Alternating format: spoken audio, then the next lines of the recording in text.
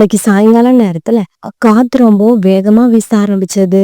இப்படி வேகமா வீசின காத்துல சோனாக்குருவியோட கூடு திடீர்னு கலைஞ்சு கொண்டுச்சு.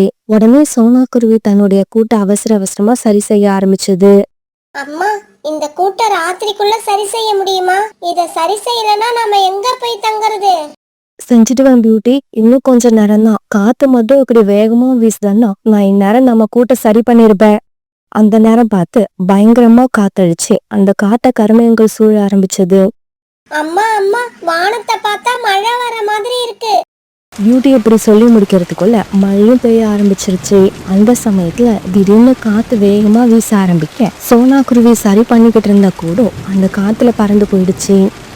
எவ்வளவு நேரமா இந்த கூட்டை சரி பண்ண முயற்சி பண்ணன, என்னோட முயற்சியெல்லாம் இப்ப வீணா போயிடுச்சு. சோனாக்குருவி இப்படி சொல்லிக்கிட்டு இருக்கும்போது காலுக்காம அந்த இடத்துக்கு பறந்து வந்துச்சு. குருவி, இந்த மழையில எதுக்காக உன் குழந்தைய வச்சுக்கிட்டு கஷ்டப்படுற? பேசாம என்னோட வீட்டுக்கு வா, அங்க நிறைய இடம் இருக்கு. காகமே, நீங்க இப்ப செய்யற உதவியை நான் என்னைக்கும் மறக்க மாட்டேன். இப்படி சொன்னா சோனாக்குருவி பிறகு தான் பொண்ணு பியூட்டியை கூப்பிட்டுக்கிட்டு காலுக்காகத்து கூட அது வீட்டை நோக்கி பறந்து போச்சு. காகமே, எனக்கு இப்பதான் நிம்மதியா இருக்கு. என் பொண்ணை வச்சுக்கிட்டு இன்னைக்கு ராத்திரி என்ன பண்ணுங்கன்னு நினைச்சு பயந்துக்கிட்டே இருந்தேன். இப்ப அந்த பயம் என்னை விட்டு போயிடுச்சு. குருவி, நீ அந்த கூட்டுல உட்காராத, அது என் மனைவியோட கூடு. நீ உன் குழந்தைய கூப்பிட்டுக்கிட்டு வந்து என்னோட கூட்டுல படுத்துக்க, நான் கீழே படுத்துக்கிறேன். காலுக்காக இப்படி சொல்லிட்டு இருக்கும்போது கோரிக்காகம் வீட்டுக்குள்ள வந்துருச்சு. கோரிக்காகம் ரொம்ப ஆணவமும் திமிரும் பிடிச்ச காகம். கோரிக்காக வரதை பார்த்த உடனே சோனாக்குருவி அவசர அவசரமா தாவி போய் காலுக்காக உட்காந்துருந்த கூட்டுல போய் உட்காந்துக்குச்சு. காலுஜி, இந்த குருவி இங்க என்ன பண்ணிக்கிட்டு இருக்கு? சகோதரி, நான் என்னோட கூட்டை சரி பண்ணிக்கிட்டு இருக்க சமயத்துல திடீர்னு காத்தடிச்சு மழை பெய்ய ஆரம்பிச்சிருச்சு. அதுல என்னோட கூடு காத்துல பறந்து போயிடுச்சு. இந்த சமயத்துல அந்த தெய்வம் மாதிரி வந்து உங்க கணவர் என்ன உங்க வீட்டுக்கு அழைச்சிட்டு வந்தாங்க. காலுஜி, என்ன கேட்காம நீங்க எப்படி இந்த குருவியை என்னோட வீட்டுக்குள்ள அழைச்சிக்கிட்டு வந்தீங்க? இப்பவே இந்த குருவியை வெளியே அனுப்பிடுங்க. இன்னும் ஒரு நிமிஷம் இந்த குருவி வீட்டுக்குள்ள இருந்தா நான் உங்களையும் சேர்த்து வெளியில அனுப்பிடுவேன். கோரி, நீ ஏற்கனவே யாரும் நம்ம கிட்ட வந்து உதவி கேட்க கூடாதுன்னு நினைச்சு இப்படி தனியான இடத்துல வீடு கட்டி இருக்க. இந்த இடத்துல நமக்கும் பக்கத்துல இருக்கிறது இந்த குருவி மட்டும்தான். இப்ப இந்த குருவிக்கு நாம உதவி செஞ்சாதான் நாளைக்கு நமக்கு ஒரு கஷ்டம்னா இந்த குருவி நாம செஞ்ச உதவியை நினைச்சு பார்க்கும்.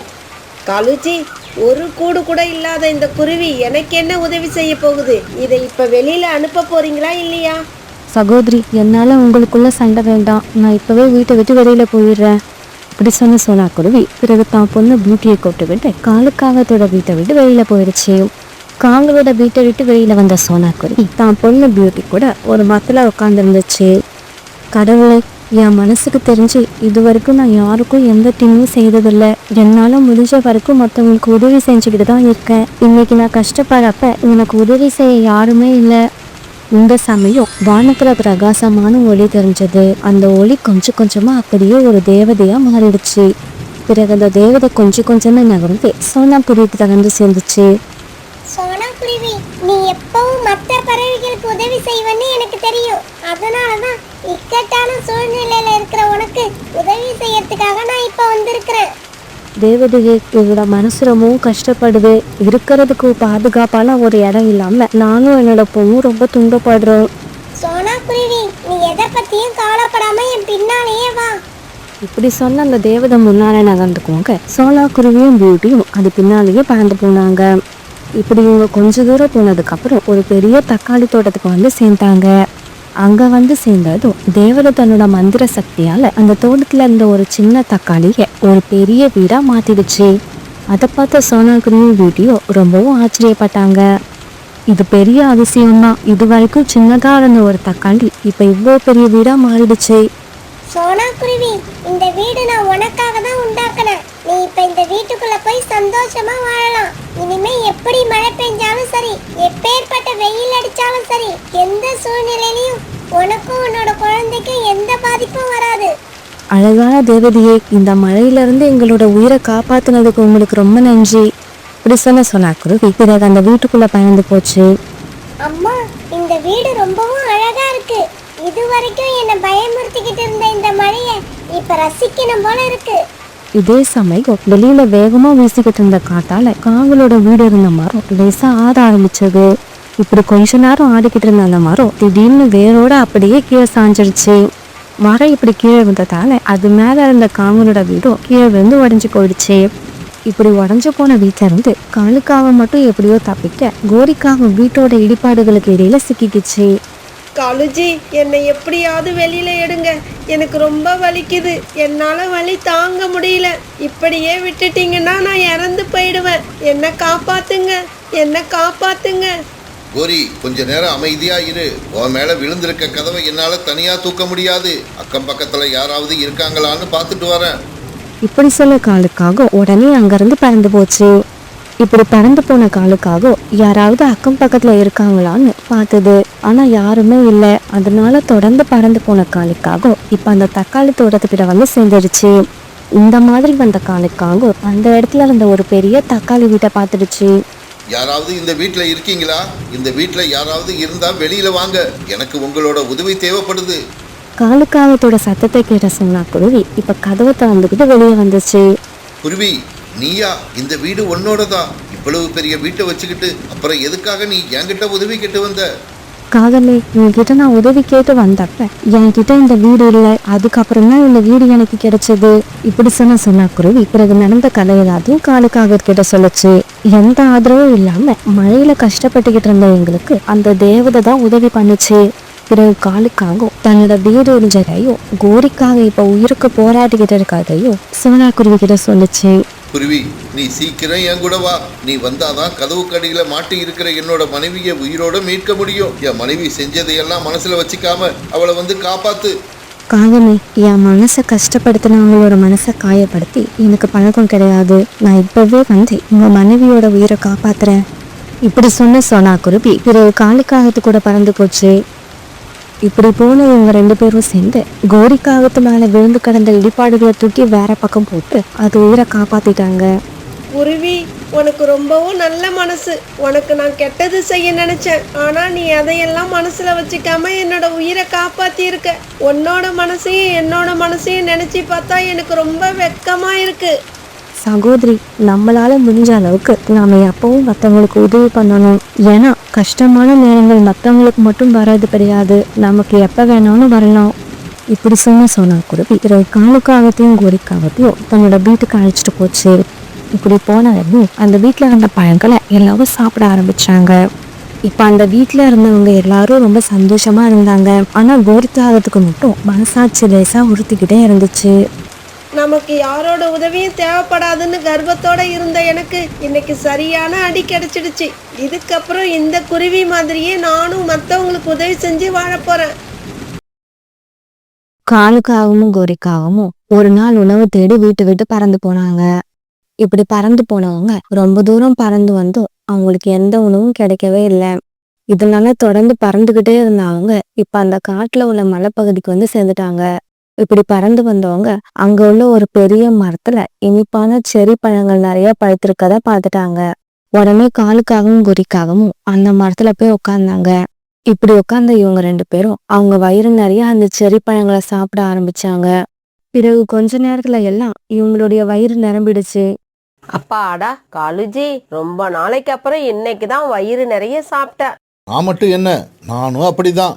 காலுஜி, இந்த மரத்துல இவ்வளவு செர்ரி பழங்கள் பழுத்து இருக்கிறத மத்த பறவைகள் பார்த்தா ஒரே நாள்ல இந்த பழங்கள் எல்லாத்தையும் காலி பண்ணிடுவாங்க. ஆமாங்கோரி, இந்த பக்கம் எந்த பறவையும் வராம இருந்தாதான் நாம தினமும் இங்க வந்து இந்த மரத்துல உள்ள பழங்களை சாப்பிட முடியும். காலுஜி, முதல்ல நாம இந்த மரத்தை விட்டு கிளம்பணும். நாம இந்த மரத்துல உட்கார்ந்து இருக்கிறத பார்த்தா எல்லா பறவைகளும் இங்க வந்துருவாங்க. பிறகு அங்கிருந்து பறந்து போன காங்கள் கொஞ்ச தூரத்துல உள்ள ஒரு மரத்துல போய் உட்கார்ந்தாங்க. காலுஜி, இந்த மரத்தை தாண்டி எந்த பறவைகளும் அந்த பக்கம் போக கூடாது. அந்த மாதிரி ஏதாவது நம்ம ஐடியா பண்ணணும். இவங்க இப்படி பேசிக்கிட்டு இருக்கப்ப ரீட்டா கீழே அந்த பக்கமா பறந்து வந்துச்சு. ரீட்டா, இங்க வா, ஒரு முக்கியமான விஷயத்தை கேட்டுட்டு போ. காலு, என்ன விஷயம்னு சீக்கிரமா சொல்லு, எனக்கு ரொம்ப பசிக்குது. மலைப்பகுதிக்கு போய் ஏதாவது பழங்கள் இருக்கான்னு பார்க்கணும். ரீட்டா, விஷயமே அதுதான். உனக்கு உயிர் மேல ஆசை இருந்தா தயவு செஞ்சு உணவு தேடுறதுக்காக மலைப்பக்கம் போயிடாத. அங்க இப்ப புதுசா ஒரு கழுகு வந்திருக்கு. என்னது, கழுகு வந்திருக்கா? ஐயோ! கழுகோட பேரை கேட்டதுக்கே இப்படி பயப்படுறியே. அந்த கழுகு கிட்ட மாட்டின நானும் காலுஜி எப்படி பயந்துருப்போம். கொஞ்சம் ஏமாந்திருந்தா நானும் காலுஜியும் அந்த கழுகுக்கு இரையாகி இருப்போம். அது எங்களை பிடிக்க விரட்டிக்கிட்டே வந்துச்சு. நல்ல வேலையா நாங்க தப்பிச்சு இங்க வந்துட்டோம். அப்படியா? அப்படின்னா இதுக்கப்புறம் இந்த மலை பக்கம் தலை வச்சு கூட படுக்க மாட்டேன். இப்படி நம்ம காட்டுக்கு ஒரு புது கழுகு வந்த விஷயம் தெரியாம எந்த பறவையும் மலை பக்கம் போய் அந்த கழுகு கிட்ட மாட்டிக்க கூடாதுன்னு தான் நாங்க இங்க உக்காந்து வர்ற பறவைகளை எல்லாம் திருப்பி அனுப்பிக்கிட்டு இருக்கோம். காலு, கோரி, என்னோட உயிரை காப்பாத்துனதுக்கு உங்களுக்கு ரொம்ப நன்றி. நானும் என்னோட கண்ணுல படுற பறவைகள் எல்லார்கிட்டையும் உணவு தேடுறதுக்காக தப்பி தவறி கூட மலை பக்கம் போயிடாதீங்கன்னு எச்சரிக்கை பண்றேன். இப்படி சொன்ன ரீட்டா கிளி பிறகு வந்த வழியா திரும்பி போயிடுச்சு. காலுஜி, இதுக்கப்புறம் நாம எந்த பறவைகிட்டையும் சொல்ல வேண்டாம். ரீட்டா கிளியே போய் காட்டுல உள்ள எல்லா பறவைகள் கிட்டையும் கழுகு வந்த விஷயத்த சொல்லிடும். ஆமா ஆமா, அந்த மரத்துல உள்ள எல்லா செர்ரி பழங்களையும் நம்ம 2 பேரை தவிர வேற யாரும் சாப்பிட போறதில்ல. கழுக பத்தி நினைச்சு பயந்துகிட்டே பறந்து போன ரீட்டா கிளி வழியில சோனா குருவிய பாத்துடுச்சு. சோனா சோனா, எக்காரணத்தை முன்னிட்டும் நம்ம காட்டுல உள்ள மலை பகுதிக்கு போயிடாத. நம்ம காட்டுக்கு புதுசா ஒரு கழுகு வந்திருக்கு. நான் நேத்து கூட அந்த பக்கமா தான் பறந்து வந்தேன். நான் எந்த கழுவியும் பார்க்கலையே. ஐயோ சோனா, கழுகு வந்ததே இன்னைக்குதான். இன்னைக்கு காலையில தான் காலுக்காகவும் கோரிக்காகவும் அந்த கழுகை பார்த்திருக்காங்க. அப்படியா? நம்ம காட்டுல இனிப்பான பழங்களை தரக்கூடிய மரங்கள் எல்லாமே அந்த பகுதியில தான் இருக்கு. இப்ப கழுகு அங்க வந்ததால நம்ம அந்த பக்கம் இனி போகவே முடியாது. சோனா, நம்ம பாக்குற பறவைகள் எல்லார்கிட்டயும் இந்த விஷயத்த சொல்லியாகணும். ஆமா ரீட்டா, இல்லனா இந்த விஷயம் தெரியாத பறவைகள் அந்த பக்கம் போய் தங்களுடைய உயிரை விட்டுடுவாங்க. நானும் பாக்குறவங்க கிட்ட எல்லாம் இந்த விஷயத்த சொல்றேன், நீயும் சொல்லு. மறுநாள் பொழுது விடிஞ்சிச்சு. மறுநாள் பொழுது விடிஞ்ச உடனே காங்கள் 2 பேரும் மலைப்பகுதியை நோக்கி பறந்து போனாங்க. அங்க போன இவங்க நேத்து மாதிரியே இன்னைக்கும் வயிறு நிறைய அந்த செரி பழங்களை சாப்பிட்டாங்க. அது ஒரு குளிர்காலம், அதனால சூரிய வெளிச்சத்தால கிடைக்கக்கூடிய கதகதப்பு காலுக்காகத்துக்கும் கோரிக்காகத்துக்கும் ரொம்பவும் இதமா இருந்தது. இதனால பழங்களை சாப்பிட்ட காலுக்காகவும் கோரிக்காகவும் சூரிய வெளிச்சம் உள்ள ஒரு இடத்துல படுத்துக்கிட்டு இப்படி பேச ஆரம்பிச்சாங்க. கோரி, கழுகு மேல உள்ள பயத்துல இதுக்கப்புறம் எந்த பறவையும் இந்த பக்கம் வரவே மாட்டாங்க. ஆமா, நாம இனிமே தினமும் இங்க வந்து பழங்களை சாப்பிட்டுட்டு இந்த மாதிரி நிம்மதியா படுத்து தூங்கிட்டு போகலாம். இப்படி பேசிக்கிட்ட காங்கள் பிறகு அப்படியே படுத்து தூங்க ஆரம்பிச்சாங்க. மறுநாள் உணவு தேட பறந்து வந்த சோனா குருவியும் ரீட்டா கிளியும் எந்த உணவும் கிடைக்காதால ஒரு இடத்துல உட்காந்துருந்தாங்க. அப்ப அந்த இடத்துக்கு புறா பறந்து வந்துச்சு. புறான்னா, நாங்களும் எல்லா இடத்துலயும் தேடி பார்த்துட்டோம், எங்கேயுமே உணவு கிடைக்கல. அதனால என்ன, வாங்க மலைப்பகுதிக்கு போய் பாப்போம். அங்க கண்டிப்பா ஏதாவது பழங்கள் கிடைக்கலாம். புறா, உனக்கு விஷயமே தெரியாதா? நம்ம காட்டுல உள்ள மலைப்பகுதிக்கு தப்பி தவறி கூட போயிடாத. அங்க இப்போ ஒரு கழுகு வந்திருக்கு. பிறகு ரீட்டா கிளியும் சோனா குருவியும் நடந்தது எல்லாத்தையும் புறா கிட்ட சொன்னாங்க. சோனா, நீங்க சொல்றதை என்னால நம்ப முடியல. நேத்து கூட காலுக்காகவும் கோரிக்காகவும் மலைப்பகுதி பக்கம் பறந்து போறதை என் கண்ணால பார்த்தேன். என்னது? காகங்கள் மலைப்பக்கம் பறந்து போனாங்களா? என்னால நம்பவே முடியல. நீங்க 2 பேரும் நாளைக்கு காலையில என்னோட வீட்டுக்கு வாங்க. காகங்கள் மலைப்பகுதி பக்கம் பறந்து போறத நீங்களே உங்க கண்ணால பார்க்கலாம். மறுநாள் காலையிலேயே சோனா குருவியும் ரீட்டா கிளியும் புறாவோட வீட்டுக்கு போனாங்க. புறான்னா, காலனும் கோரியாக்காவும் நேத்து எத்தனை மணிக்கு இந்த பக்கமா வந்தாங்க? சோனா, அவங்க இப்ப வர்ற நேரம் தான். நேத்து இதே நேரத்துக்கு தான் அவங்க இந்த பக்கம் கிராஸ் பண்ணி போனாங்க. காலுஜி, லேட் ஆயிடுச்சு, வாங்க போவோம். எனக்கு பசிக்க ஆரம்பிச்சிடுச்சு. கோரி, எல்லா பறவைகளையும் மலைப்பக்கம் போக வேண்டாம்னு சொல்லிட்டு நாம மட்டும் இந்த பக்கம் பறந்து வந்தோம்னா எல்லாருக்கும் சந்தேகம் வரும். அதனால இன்னைக்கு நாம ஒரு கூடை எடுத்துக்கிட்டு போவோம். நாம வயிறு நிறைய சாப்பிட்டுட்டு வர்றப்ப அந்த கூடை நிறைய பழங்களை பறிச்சு எடுத்துக்கிட்டு வந்துருவோம். ஆமா காலுஜி, அப்படி எடுத்துக்கிட்டு வந்துட்டா நாம வாரம் ஒரு தடவை அந்த பக்கம் போனா போதும். இப்படி பேசிக்கிட்ட காங்கள் 2 பேரும் பிறகு ஒரு கூடையை எடுத்துக்கிட்டு மலைப்பகுதியை நோக்கி பறந்து போனாங்க. புறா வீட்டுல உட்கார்ந்திருந்த 3 பேரும் காங்கள் பறந்து போறதை கவனிச்சுட்டாங்க. சோனா, புறா சொன்னது உண்மைதான். காகங்கள் மலைப்பகுதியை நோக்கி தான் பறந்து போறாங்க. நம்மளையெல்லாம் போக வேண்டாம்னு சொல்லிட்டு காங்கள் மட்டும் எதுக்காக அந்த பக்கம் போறாங்க? சோனா, இதுதான் அந்த காகங்களோட புத்திசாலித்தனம். அவங்க இப்படி பொய் சொல்லியிருக்காங்கன்னா அதுக்கு காரணம் மலைப்பகுதியில ஏதோ ஒரு மரத்துல நிறைய பழங்கள் பழுத்திருக்கணும். அது அவங்க மட்டுமே சாப்பிடணுங்கிறதுக்காக தான் நம்ம கிட்ட கழுகு வந்திருக்குன்னு பொய் சொல்லியிருக்காங்க. இங்க பாருங்க, இப்படி இருக்குமோ அப்படி இருக்குமோன்னு நமக்குள்ளேயே பேசிக்கிட்டு இருக்கிறத விட இந்த காகங்கள் பின்னாலேயே பறந்து போய் அங்க என்னதான் நடக்குதுன்னு தெரிஞ்சுக்கிறது நல்லது. ரீட்டா கிட்ட இப்படி சொன்ன உடனே பிறகு இவங்க 3 பேரும் காங்கல் பின்னாடியே பறந்து போனாங்க. மலைப்பகுதிக்கு பறந்து போன காங்கல் அவங்க வயிறு முட்டை பழங்களை சாப்பிட்டாங்க. பிறகு கூட நிறைய பழங்களை பறிச்சு வச்சுக்கிட்டாங்க. அதுக்கப்புறம் வழக்கம் போல வெயில்ல படுத்து தூங்க ஆரம்பிச்சாங்க. திருட்டு காகங்கள் வயிறு நிறைய சாப்பிட்டுட்டு ரொம்பவும் ஆனந்தமா தூங்குறாங்க. இங்க எந்த கழுகும் இல்ல. இந்த காகங்கள் பொய் சொல்லி நம்மளை ஏமாத்தி இருக்காங்க. ஏன் பேசிக்கிட்டே இருக்கீங்க? எனக்கு ரொம்ப பசிக்குது. வாங்க முதல்ல போய் பழங்களை சாப்பிடுவோம்.